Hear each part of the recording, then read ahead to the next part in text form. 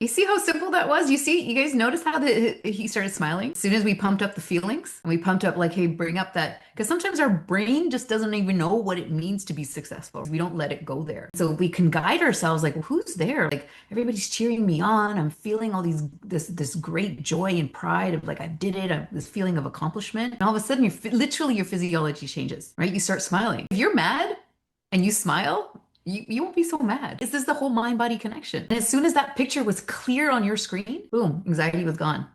It did its job. It doesn't need to be there anymore. That's the biggest part of this. It works every single time. And how simple is that? Literally, you just cleared the screen from the horror show over to the love story. Now, the great thing about this technique is that you can use as needed. You can't overdose on this, by the way, as needed.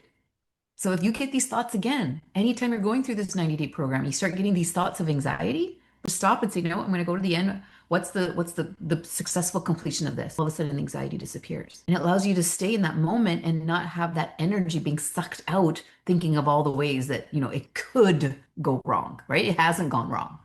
You're just thinking of the ways it could go wrong.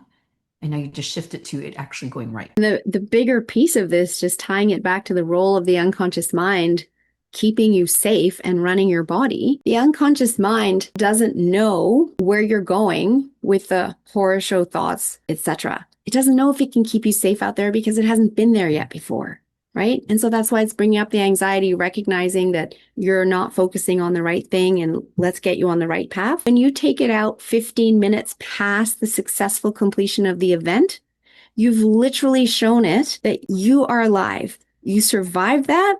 And so then it's like, okay, I'm good. The anxiety served its purpose. You're now focusing on what you want. You've lived through it. We're all good. We don't need to have the anxiety anymore.